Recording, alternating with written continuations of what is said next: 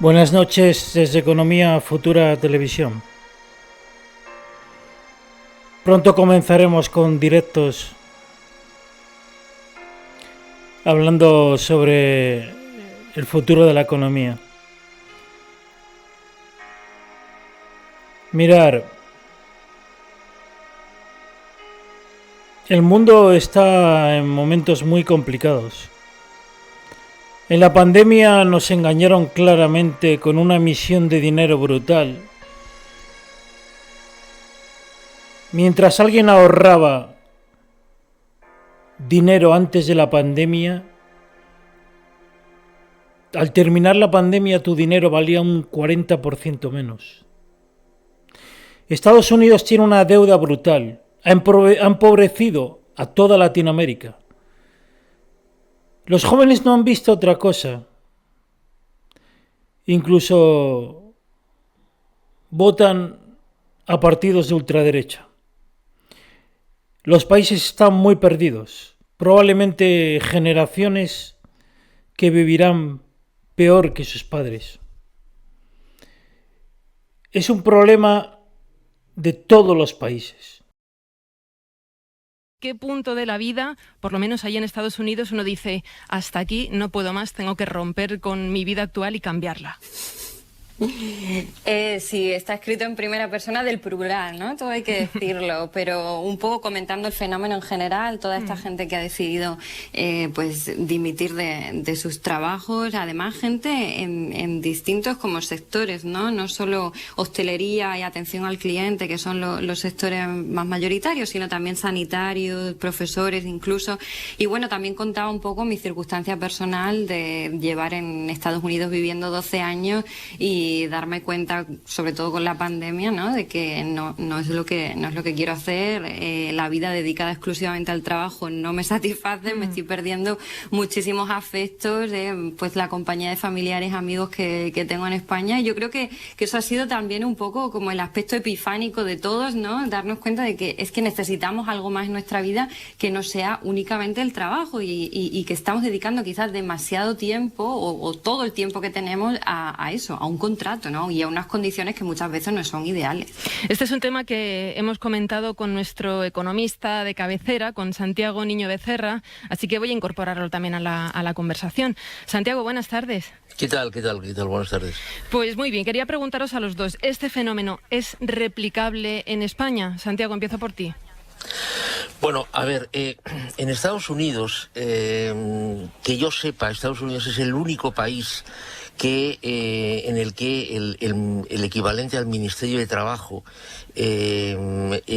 elabora una estadística muy desglosada e incorpora una de empleo y incorpora una fila que es desanimados, personas desanimadas, es decir, personas que han abandonado el mercado de trabajo en los últimos meses porque no encontraban nada que les satisfaciera. Esto por un lado. En segundo lugar, debido a la pandemia, el gobierno ha entregado en Estados Unidos 3 cheques a los estadounidenses que, si no recuerdo mal, suman entre los 3.200 dólares. Entonces, lo que se ha dicho es que, tal y como ha apuntado Zara, una serie de personas, bastantes miles de personas, se han planteado si la situación en la que estaban, teniendo en cuenta que habían tenido esta pequeña ayuda, les compensaba para buscar otra cosa o seguir adelante. Yo simplemente voy a dar 2 datos. En términos de poder adquisitivo equivalentes al español, el salario mínimo en Estados Unidos es la mitad que el de España. En España está en 7,43 euros la hora y en Estados Unidos está en 3,50 euros la hora. Y la pensión media, que en España es de 1.185 euros, en Estados Unidos es de 554. Entonces, teniendo en cuenta que hay un gran número de trabajadores que están muy precarizados en Estados Unidos, esto Zara lo sabrá perfectamente, que hay personas que hasta tienen 6 empleos para poder complementar sus bajos ingresos. Entonces, esta ayuda federal ocasionada por el virus, yo creo que ha llevado a una recapacitación. Es decir, Yo no sé, claro, se le ha llamado de muchas maneras, pero yo creo que a este fenómeno habría que llamarle la gran recapacitación. Entonces, si es exportable... Hombre, en Europa existe una cosa que se llama modelo de protección social, que es muchísimo más amplio que en el caso de Estados Unidos. Entonces, replicable, que habrá personas que se lo habrán planteado seguro, pero replicable totalmente no lo creo. Zara, ¿tú qué crees? ¿Esto se puede exportar aquí a España? ¿Lo podemos importar, este fenómeno? Yo creo que no, y es que, como ha dicho Santiago, responde a unas circunstancias muy específicas de Estados Unidos. Además de los cheques, que además se repartieron hace tiempo, el último creo que fue en febrero o en marzo, el gobierno federal y los estados también pusieron a disposición de los ciudadanos una serie de subsidios por desempleo.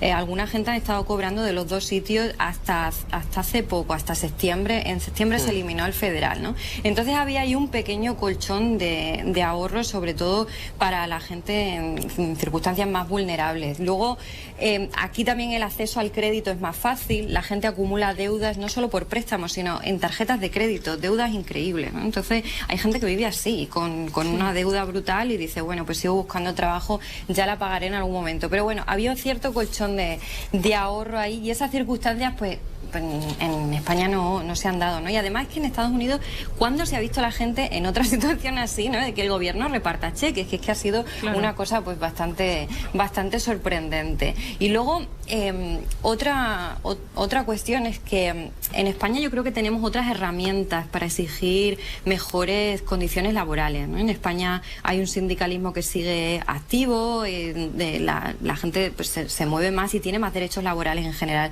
Aquí, aparte de que el sindicalismo está muerto, aunque está renaciendo, ojo, porque hay varias huelgas ahora en activo, pero bueno, en general no existe eso, ¿no? De hecho, en muchos trabajos por contrato está prohibido que tú te afilies a un sindicato. Yo trabajo en una universidad y lo tengo absolutamente prohibido. Entonces, ¿cuál es tu alternativa? Realmente, o sea, es una respuesta individual, ¿no? de cada persona a unas condiciones en muchas ocasiones pésimas, y decir, pues eso, hemos recapacitado, ¿no? No queremos esto. El trabajo no nos aporta nada aparte de un sueldo miserable, porque el trabajo aquí no te garantiza muchas veces ningún tipo de prestación, ni seguro médico, ni pensión, ni bajas de enfermedad. Entonces, no tienes nada más que esa nómina miserable al final de mes. Pues dices, bueno, pues me voy como medida desesperada, ¿no? Y ya seguiré buscando, porque mucha gente está buscando. Y otra cosa que quería comentar, que claro, si la gente sigue buscando es porque relativamente hay un mercado dinámico. Claro, es que eso es lo que iba a decir, que claro, en Estados Unidos es mucho más común cambiar de empleo, mucho más fácil, teniendo en cuenta que la tasa de paro es del 4%, no como en España, ¿no? Que es como 3 veces más. Claro, entonces ahora mismo está en un 4,2. Claro, pues mucha gente dice, bueno, espérate, tengo aquí un pequeño colchón, voy a ir tanteando el terreno, mando mi currículum, veo a ver si puedo conseguir otra cosa mejor, con derechos laborales y con mejores prestaciones en general. Eso en un mercado con una tasa de paro muy alta, pues es mucho más difícil de hacer, ¿no? Entonces, por eso digo que no es exactamente extrapolable. De todas maneras, Santiago, yo tengo la sensación de que, no sé si una gran dimisión, pero algo parecido también se ha producido aquí en España. Lo que pasa es que como un fenómeno silencioso, porque a lo mejor no se ha estudiado, y es esa gente que tiene derecho, por ejemplo, al subsidio de desempleo, y si tiene derecho a un subsidio de 900 y le ofrecen un trabajo de 700, dice, no, yo con esto no me muevo de casa, no me incorporo. Y yo no sé si este fenómeno también se ha producido aquí en nuestro país. Bueno, esto Isaías, sí, de esto que yo sepa no hay estudios, pero esto también dependerá mucho de las zonas, porque, a ver, 700 euros en ciertas zonas te permiten, en ciertas zonas de España me refiero, claro, te permiten una serie de cosas que en otras zonas pues no, por el nivel de precios. Esto se ha comentado, no que yo sepa, insisto, no se ha estudiado, pero bueno, evidentemente esto está ahí encima de la mesa. Por esto yo creo que la reforma que se quiere hacer en el SEPE lo que pretende es esto, o sea, que el SEPE realmente se convierta en un servicio, otra cosa es que lo consiga, pero en un servicio de búsqueda y asesoramiento para encontrar un empleo. ¿Podría ser algo similar la vuelta de tanta gente, incluido gente joven, a las zonas rurales? ¿A los pueblos ahora, lo que llamamos la España vaciada? Sí, pero a ver, este es un fenómeno que se quiere iniciar. A mí me comentaron el otro día es la semana pasada, que hay muchas zonas de España que están instalando internet, fibra óptica alta velocidad galáctico, que no lo tienen ni en Suecia, precisamente para atraer gente joven, profesionales, etcétera, etcétera. Yo creo que este es un tema, la idea es buena, pero yo creo que hay que esperar 1 año o 2 años para ver si esto realmente cristaliza. O sea, ¿por qué? Bueno, porque no se puede, yo creo que no se puede improvisar de hoy para mañana un trasvase como este. Yo creo que antes se llegará a una inmigración, que esto sí que lleva ya tiempo que está sucediendo. Sí. Es decir, personas, sobre todo jóvenes, que no alcanzan unas condiciones laborales como esperaban con sus estudios y se van. Bueno, déjame decir, Santiago, que creo que Azahara, este es tu caso. Tú, después de la crisis de 2008, ¿no? de la crisis allí, te llegan becas de Estados Unidos, te vas para allá y te formas allí, llevas 12 años allí viviendo, te has doctorado en Princeton y sigues ahí dando clases, si no me equivoco. Sí, o sea, fueron las circunstancias de la crisis. Claro. En aquel momento era imposible encontrar trabajo. Además, yo soy de Badajoz y entonces eso dificulta las cosas también, ¿no? No es lo mismo que quien es de Madrid o de Barcelona, una ciudad grande donde siempre hay más oferta de empleo. Y no, pues no encontré nada, y en Estados Unidos me ofrecían una serie de becas, fui encadenando una beca detrás de otra, primero de máster, luego de doctorado, sin muchas ganas de quedarme nunca. La verdad es que no me imaginé que esta trayectoria en ningún momento, pero surgieron las cosas así. No mejoraba el paro juvenil, que yo en aquella época era joven en España, y al final pues pasan los años y aquí te quedas, ¿no? Y claro. Bueno, ahora intentando pero aquí hay varias cosas, ¿no? Yo diría, porque por un lado está este caso, Azahara, en el que tú comentas, y lo que comentaba Santiago Niño, ¿no? De la digitalización. Aquí cuando nos ponemos como los primeros, fuimos los primeros en desarrollar la línea de alta velocidad y tenemos más alta velocidad que nadie, y eso ha articulado mucho el territorio, ¿no? Y la digitalización, pero vamos, todo eso al final acaba afectando básicamente a los trabajos con mucho valor añadido. Es decir, quien puede trabajar hoy en un pueblo a través de líneas digitales es gente que tiene mucha formación. No va a ser la persona que está buscando un trabajo en la hostelería, ni la persona que está buscando, pues eso, ¿no? En servicios de limpieza. Y ahí es donde por un lado me surge la inquietud de lo que decía Santiago Niño, lo que decíais del caso americano, ¿no? No es más apto un sistema de bienestar para que todo eso también se reproduzca aquí, ya que por lo menos habrá unas subvenciones que en Estados Unidos, bueno, hablabais de $3.200 que se han dado en febrero. Vivir en Estados Unidos con $3.200 de febrero hasta hoy, pues aunque sea en el pueblo más pequeñito de Ohio, hombre, debe ser un poco difícil, pero bueno. Pero claro, si tú vives en subvención, la posibilidad de que haya mucha más gente que se plantee, pues es mayor, ¿no? Y por otra parte está en fin, la reflexión, ¿no? Que es decir, hablabas, Marta, al inicio del programa, el 10% de la sociedad mundial se está quedando con el 76% de los recursos. Bueno, es que o cambia esa tendencia o no habrá salarios dignos. O sea, yo creo que ahí está el kit de la cuestión, no hay otro secreto, ¿no? Sí. A ver, en Estados Unidos, claro, es que hasta allí se están dando cuenta de que las cosas están cambiando. A ver, en Estados Unidos el subsidio máximo de desempleo estaba en 28 semanas. ¿Por qué? Dices, bueno, ¿y por qué 28 y no 29 o 27? Bueno, pues porque estadísticamente se había visto que 24 semanas era el tiempo máximo que una persona tardaba en encontrar un empleo. Bueno, esto ya se ha roto en Estados Unidos. Entonces, ¿qué es lo que ha sucedido? Bueno, pues que como se ha juntado a lo que comentábamos antes, de que debido a una serie de circunstancias, muchas personas se han dado cuenta de que estaban mal, o sea, precarizadas, etcétera, etcétera. Bueno, pues se han juntado las dos cosas. Entonces, claro, el modelo de Estados Unidos está en revisión. O sea, por ejemplo, Walmart, ella misma, sin que nadie se lo exigiera, ha elevado el salario mínimo. O sea, el salario mínimo de Walmart lo ha elevado y otras empresas también. Sanders, en su campaña electoral, llevaba en uno que no salió, como ya sabemos, ya no salió, elegido por el partido, llevaba en uno de los puntos elevar el salario mínimo a $15 la hora.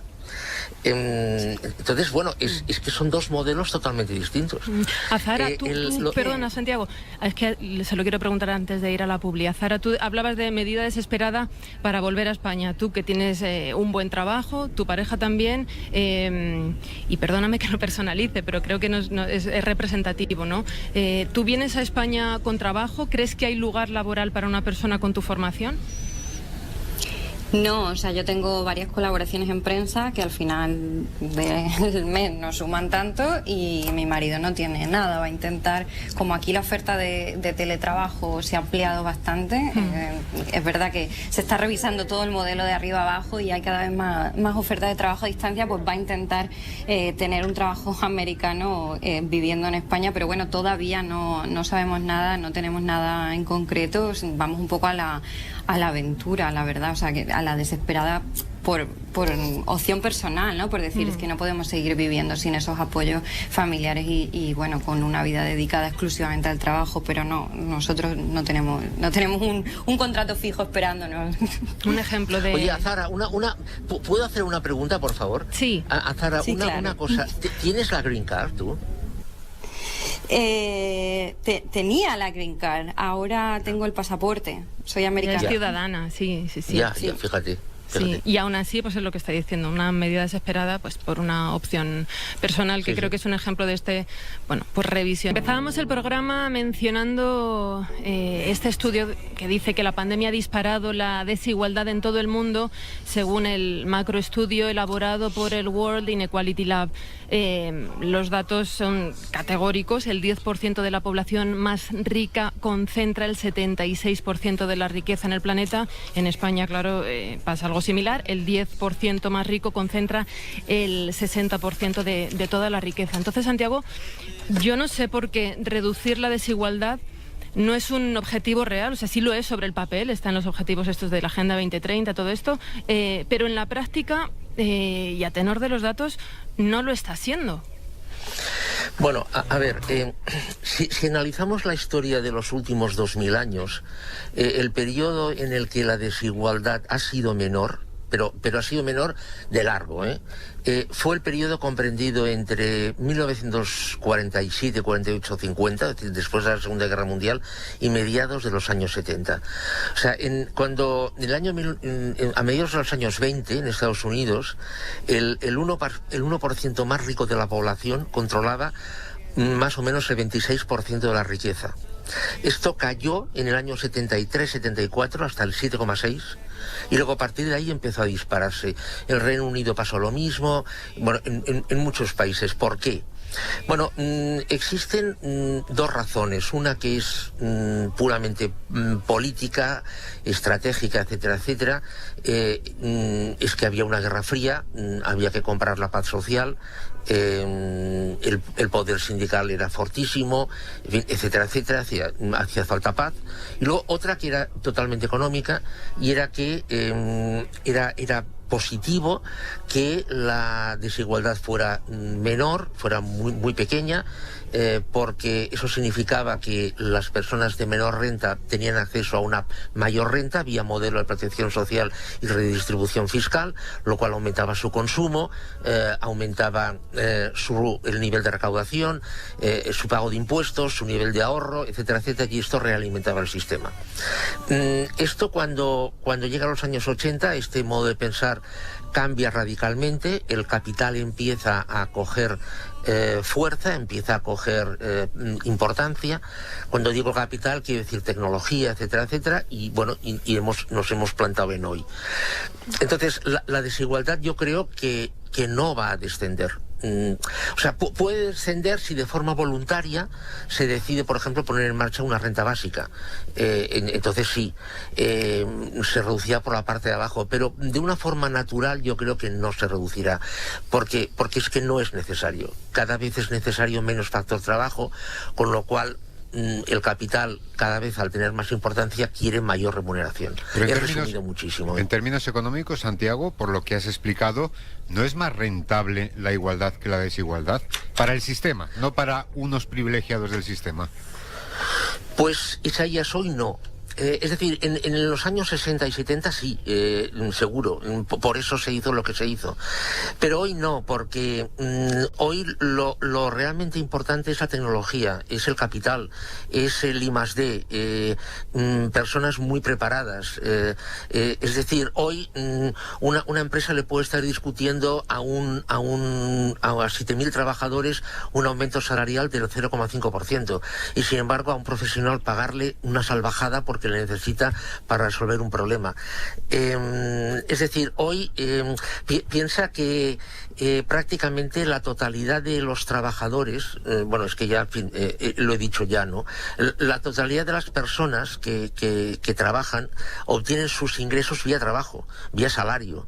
Entonces, claro, si resulta que como la productividad crece muchísimo, se consiguen bajar los precios de las cosas, al menos de las cosas esenciales. Al bajar la productividad, el precio baja, los salarios pueden ser más bajos, se reducen los impuestos, el gasto social puede bajar, y como la productividad es muy elevada, bueno, con salarios menores pueden pueden adquirir bienes, digamos, de primera necesidad. Con lo cual hoy no, hoy al sistema casi le conviene que, siempre y cuando, cuidado, siempre y cuando haya paz, eso es importante, pero casi le conviene que los salarios sean bajos. Qué miedo. Vaya mierda. El punto crítico, iba a decir, el punto crítico está exactamente ahí, ¿no? Es en el momento en el que ya las necesidades básicas, bueno, aunque queden mínimamente cubiertas, llega un momento en que el descontento social genera pues toda una serie de levantamientos, ¿no? Acordémonos, por ejemplo, de lo que pasó en las primaveras árabes. A ver, no es otra cosa, hay muchas razones, ¿no? Pero entre otras es que hay mucha población joven que no tiene acceso al trabajo, que no tiene acceso a los medios de producción, porque son muchos más jóvenes que gente mayor, ¿no? Y por lo tanto, al final acaban manifestándose, y eso puede derivar pues en conflictos como ha derivado en Siria, por ejemplo, ¿no? Y veremos a ver hacia dónde llevan los demás países. Pues podría pasar a nivel global, supongo. Bueno, hablando lo que pasa... un poco, perdón, que como no estamos en el estudio, no claro, nos vemos. Nos veis. Zara. Quería comentar un poco, sí, hablando de este malestar social, ¿no? Y de la gran dimisión que están haciendo en Estados Unidos, que se está produciendo al mismo tiempo pues una serie de huelgas que están pero arrasando varios meses, además, huelgas de 2-3 meses en multitud de empresas, de trabajadores que están hartos, porque realmente muchos además han sido considerados trabajadores esenciales. O sea, estamos hablando, Kellogg's, por ejemplo, está en huelga, lleva 3 meses en huelga. Estos trabajadores que han sido elogiados durante la pandemia porque todo el mundo necesita alimentación, o porque en otras empresas, en otros sectores, porque todo el mundo necesita sanidad, etcétera, y están trabajando 80 horas a la semana, se quejan ellos, y llevan muchísimo tiempo reclamando mejores salarios. Les han ofrecido una mejora del 3%, pero como la desigualdad ha crecido tantísimo, incluso con una mejora salarial del 3%, ellos han dicho que no, ¿no? Por poner un ejemplo de malestar social. Y hace poco huelga en John Deere, que es una empresa de maquinaria agrícola. Los trabajadores han conseguido un 10% de incremento de sueldo después de estar de nuevo meses, ¿no? En un país donde la tradición sindical estaba bastante agotada y ahora parece que ha vuelto a renacer. O sea, yo creo que cuando la desigualdad llega a unos niveles tan altísimos, la gente protesta, y me atrevería a decir que incluso las protestas de Black Lives Matter, que salieron en todos los telediarios internacionales y nacionales, respondían también a ese malestar laboral, ¿no? Unas condiciones precarias, que no era todo cuestión racial, ¿no? Y tampoco es casualidad que la población negra y bueno, las minorías étnicas en general, también latinas, son las que vivan en peores condiciones. Entonces, no sé, yo creo que algo está cambiando también, que puede tensarse tanto en las cuerdas que se rompa en algún momento. Sí, yo la verdad es que también tenía esa sensación cuando estaba allí como corresponsal, y no solo por Trump, sino porque había algo, pues eso, que socialmente ya las costuras del sistema estaban a punto de reventar. No sé si ha sido así siempre o estamos ahora en un momento de cambio. Pero bueno, Santiago Niño Becerra, muchísimas gracias por hacer números otro miércoles más con nosotros. Muy bien, Marta, gracias. Un abrazo.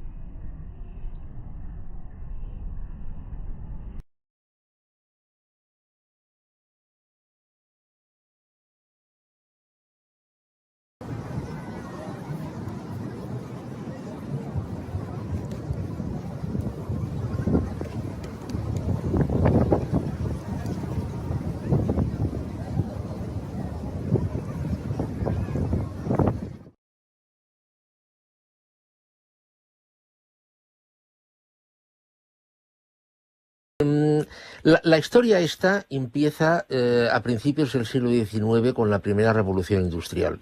Es decir, para bien o para mal, porque, claro, criticar el pasado es muy fácil, a toro pasado, ¿no?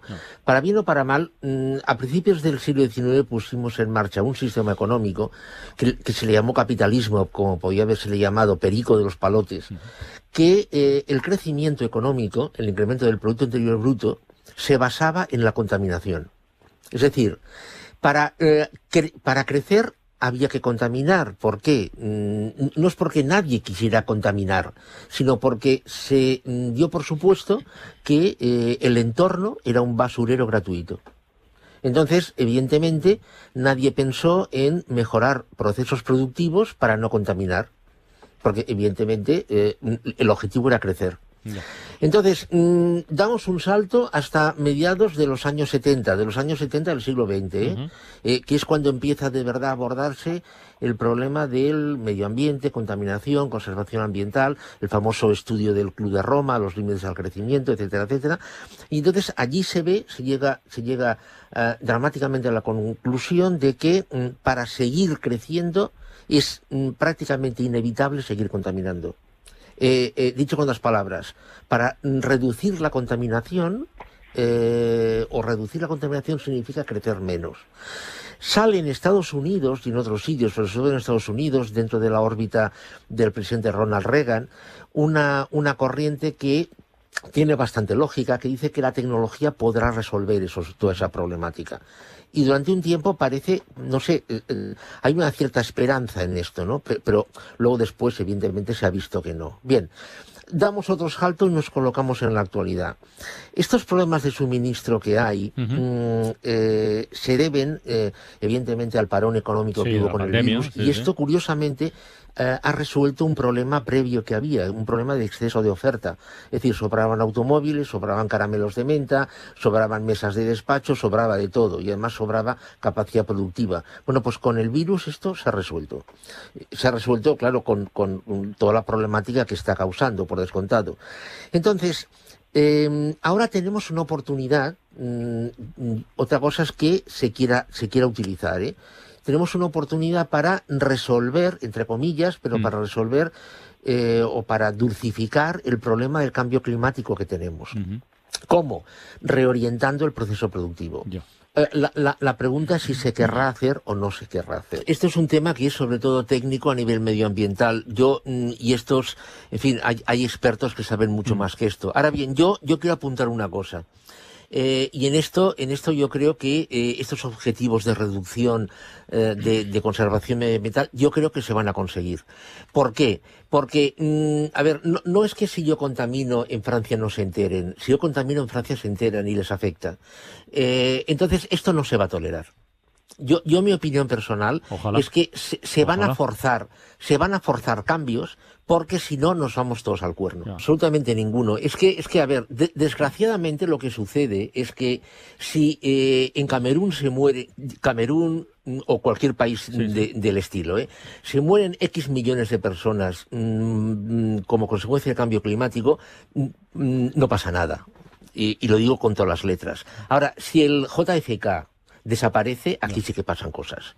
Entonces yo lo que creo, mi opinión, es que se van a tomar medidas dictatoriales incluso, que implicarán decrecimiento económico, lo cual significa evidentemente más desigualdad, más pobreza, etcétera, etcétera, para evitar esta catástrofe, o al menos para minimizarla. Esta es mi opinión. Yo creo que el único modo de reducir el precio de la energía eléctrica es sustituir el sistema de cálculo del megavatio. ¿Quién está a favor? Francia, está a favor Hungría, pocos países, los países más potentes están en contra, pero yo creo que aquí, sinceramente, España tendría que tomar una postura radical, una postura durísima, una postura fuerte, concienciar a la opinión. A ver, no, hay varios factores que están influyendo en la crisis de los componentes, de que no haya componentes. En primer lugar, ya desde los años 80 se tomó la decisión de que los stocks fuesen prácticamente cero, lo cual tiene financieramente tiene toda la lógica del mundo. Sí. ¿Por qué? Porque descolgabas un teléfono y le decías al proveedor, tráeme 2 unidades de lo que sea y te lo trajera, y te lo traía. Por otro lado, desde los años 80 también hay procesión de empresas que se han ido a Asia, deslocalizando la producción porque es muchísimo más barato, lo cual tenía también toda la lógica del mundo, dejando al margen la explotación de niños, etcétera, etcétera. Esto lo dejo al margen. Que no es poca cosa. También, claro, mientras no ha habido problemas de suministro, todo esto ha estado muy bien. Lo que pasa es que parece ser que nadie pensó qué pasaría si había un problema como por ejemplo la pandemia. Durante 6 meses, porque pensemos que han sido solo 6 meses, Sí, sí. durante 6 meses ha habido roturas de las cadenas logísticas, con lo cual, ha estado paralizado o semiparalizado el comercio internacional y además las fábricas. ¿Qué es lo que ha sucedido? El poco stock que había, las fábricas lo han comido o lo han destinado a producir bienes más caros, por ejemplo las automovilísticas, los pocos chips que tenían los están dedicando a fabricar vehículos más caros porque tienen más margen, lo cual tiene toda la lógica del mundo. Entonces, por otro lado, aún sigue habiendo en los países donde se fabrica, básicamente en Asia, están habiendo todavía contagios, muchos contagios por virus, con lo cual, por lo cual, hay paralizaciones de producción. No recuerdo el nombre porque es bastante complicado, pero un puerto muy importante en China ha estado parado prácticamente 2 semanas porque hubo un positivo de coronavirus. Es que esto no ha terminado. Es que hay que recordarlo, claro, que no ha terminado. todo esto que está generando, bueno, todo esto está generando que esa demanda de componentes, que además con la recuperación de los efectos del virus ha aumentado, no tenga la correspondiente oferta. Claro.